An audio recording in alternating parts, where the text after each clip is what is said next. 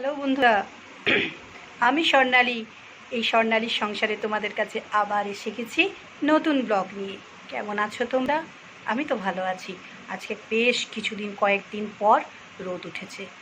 এবার কাঁচা কুচি যেগুলো করি গন্ধ হয়ে যায়। যতই শুকনো হোক না কেন একটা ভ্যাপসা গন্ধ ছাড়ে, কমফোর্ট দাও আর যাই করো। তো যাই হোক, সব রোদে দিয়েছি। আরও কিছু কাঁচা আছে, কাচবো, বাসন মাজবো, গ্যাস পরিষ্কার করব, ভাইকে খেতে দেবো। তারপর আমি স্নানে যাব। তো চলো কী রান্না করেছি দেখাই। কিন্তু তার আগে প্রত্যেক দিনের মতো বলি যে আমাকে লাইক, শেয়ার, কমেন্ট করতে ভুলে যেও না। সাথে থেকো, পাশে থেকো। আর যারা আমার ফেসবুক পেজ থেকেই ভিডিওটা দেখছো তারা ফলো করে নিও।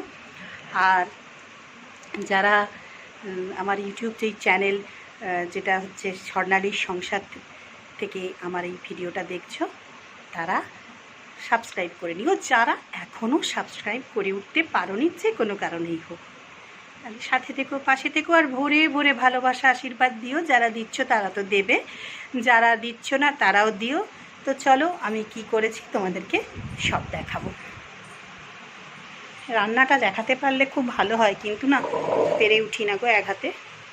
এ দেখো, দুধেশ্বর চালের ভাত করে নিয়েছি। আজকে মনে হচ্ছে ভাতটা একটু বোধহয় গলা গলা হবে। যাই হয় হোক।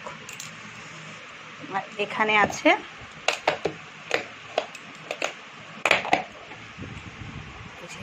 মটর ডালের বড়া ভেজে রেখেছি। আর এখানে দুটো চিংড়ি মাছ এক্সট্রা আছে, এটা রেখে দিয়েছি, অন্য কাজে লাগাবো। আর এখানে আছে, ডুবে গেছে খাতাটা। এখানে আছে এই যে মটর ডালের বড়া, চিংড়ি মাছ দিয়ে তরকারি করে রেখেছি। আর এখানে আছে ছেলের ট্যাংরা মাছের ঝাল, সর্ষে বাটা দিয়ে করেছি, পেঁয়াজ, রসুন, কাঁচা লঙ্কা, টমেটো দিয়েছি।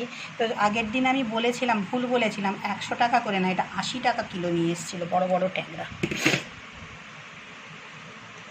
আর এখানে একটু তরকারি এই মাছ দেওয়ার আগে, বড়া দেওয়ার আগে তুলে রেখেছি। ফ্রিজে তো পেঁয়াজ লঙ্কা কাটা থাকেই, এই যে। আর এখানে আম কাটা আছে, তলায় আমড়ার চাটনি আছে। তো চলো আজকে এইটুকুই রান্না। কেমন লাগলো বলো।